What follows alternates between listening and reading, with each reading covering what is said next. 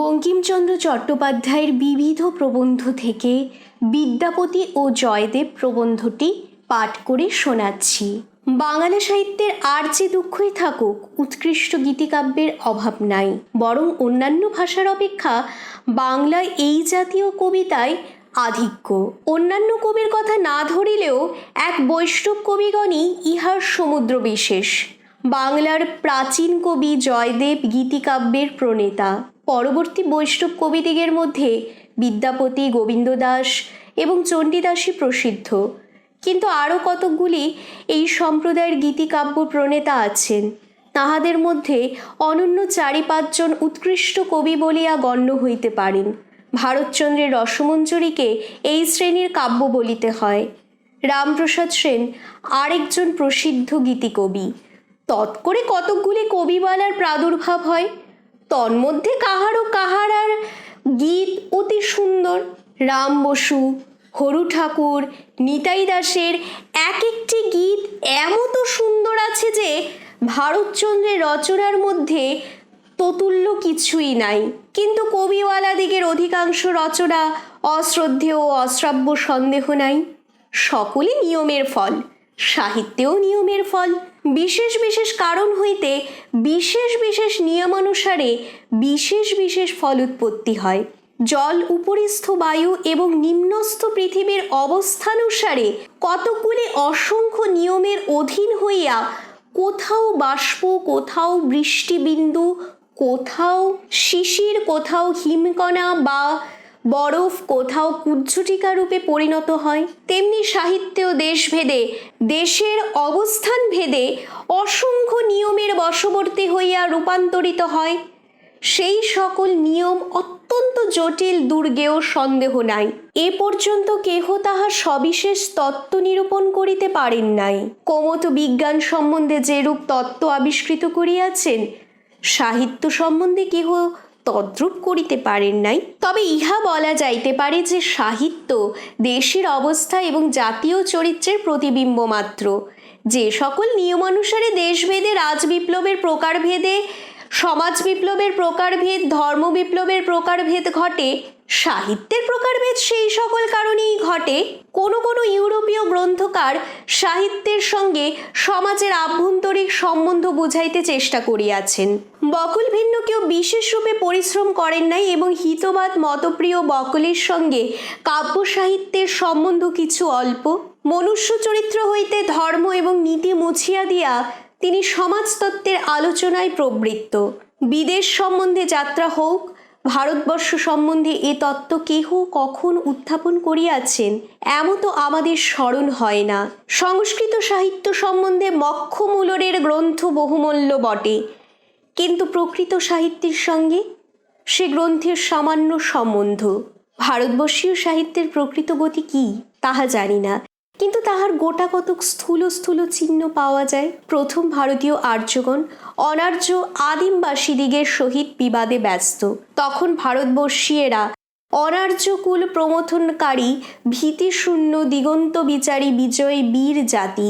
সেই জাতীয় চরিত্রের ফল রামায়ণ। তারপর ভারতবর্ষের অনার্য শত্রু সকল ক্রমে বিজিত এবং দূরপ্রস্থিত ভারতবর্ষের আর্যগণের করস্থ, আয়ত্তভোগ্য এবং মহা সমৃদ্ধিশালী। তখন আর্যগণ বাহ্য শত্রুর ভয় হইতে নিশ্চিন্ত, আভ্যন্তরিক সমৃদ্ধি সম্পাদনে সচেষ্ট, হস্তগত অনন্ত রত্নপ্রসবিনী ভারতভূমি অংশীকরণে ব্যস্ত। যাহা সকলে জয় করিয়াছে, তাহা কে ভোগ করিবে?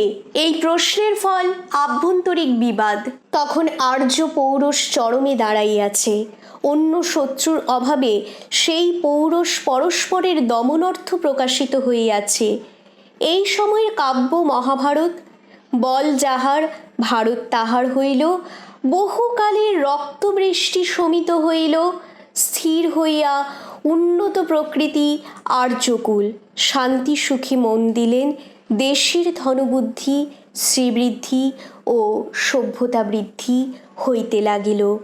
রোমক হইতে জবদ্বীপ ও চৈনিক পর্যন্ত ভারতবর্ষের বাণিজ্য ছুটিতে লাগিল।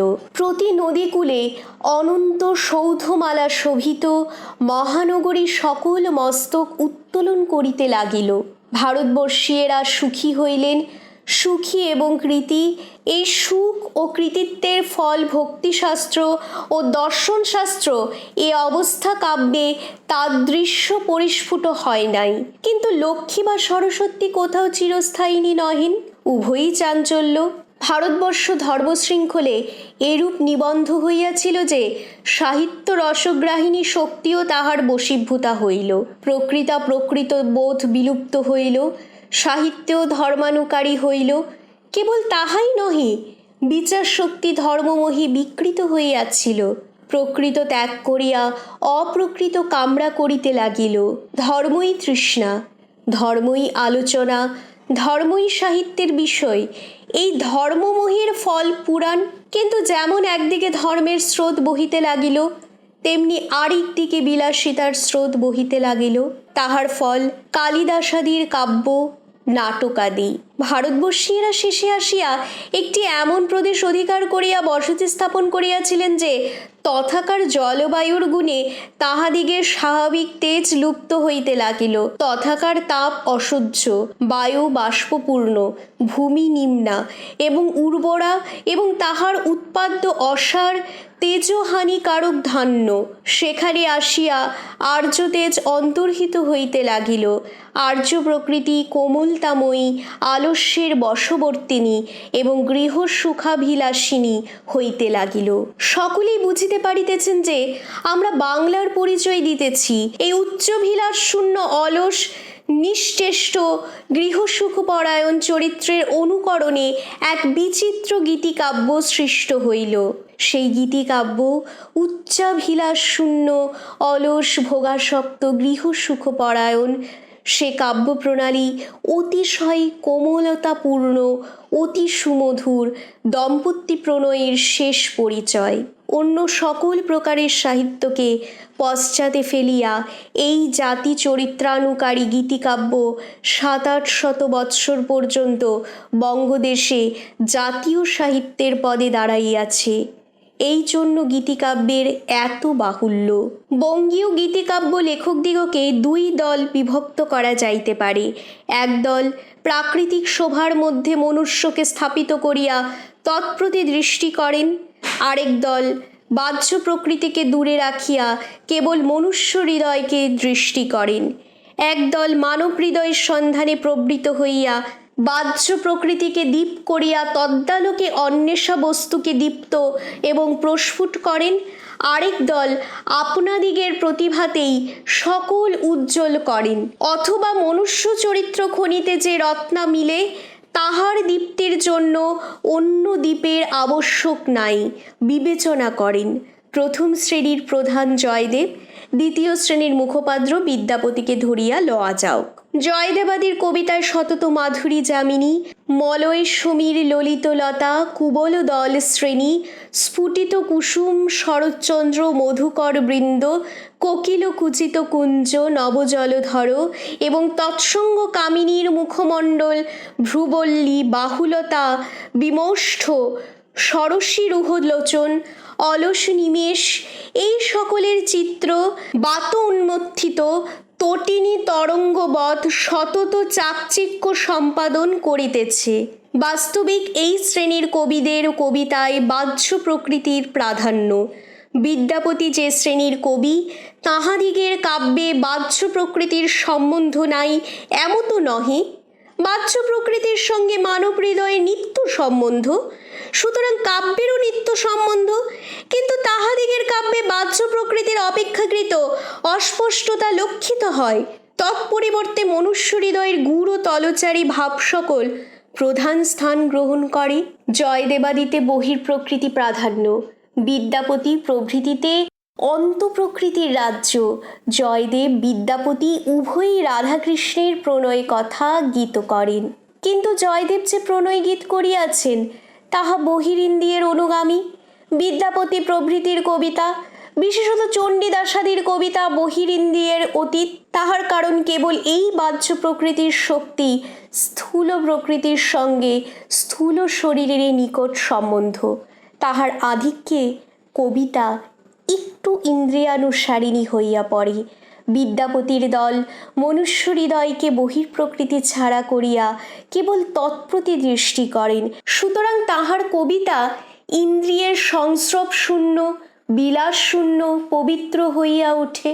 জয়দেবের গীত রাধাকৃষ্ণের বিলাসপূর্ণ, বিদ্যাপতির গীত রাধাকৃষ্ণের প্রণয়পূর্ণ।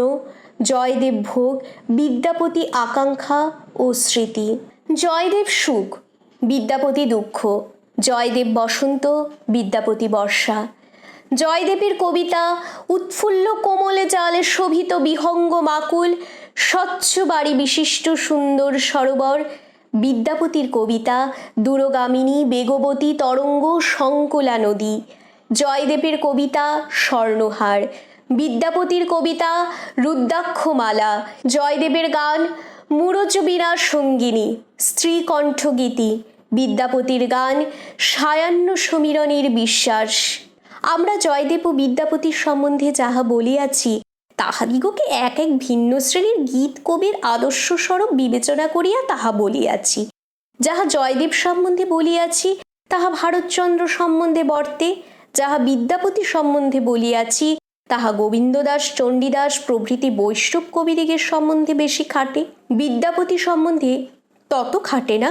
আধুনিক বাঙালি গীতিকাব্য লেখকগণকে একটি তৃতীয় শ্রেণীভুক্ত করা যাইতে পারে।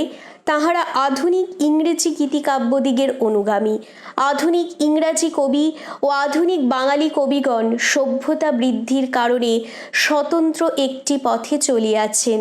পূর্ব কবিগণ কেবল আপনাকে চিনিতেন, আপনার নিকটবর্তী যাহা তাহা চিনিতেন, যাহা আভ্যন্তরিক বা নিকটস্থ তাহার পুঙ্খানুপুঙ্খ সন্ধান জানিতেন, তাহার অনুকরণীয় চিত্র সকল রাখিয়া গিয়াছেন।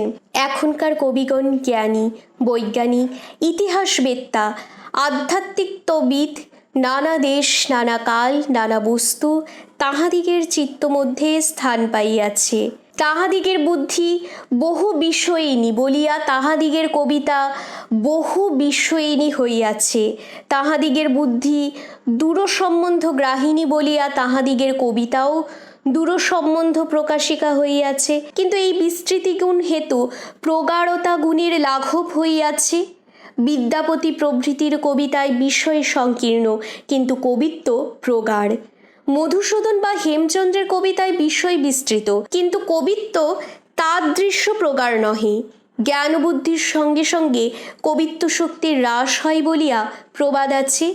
ইহা তাহার একটি কারণ, যে জল সংকীর্ণ কূপে গভীর, তাহা তরাগে ছড়াইলে আর গভীর থাকে না।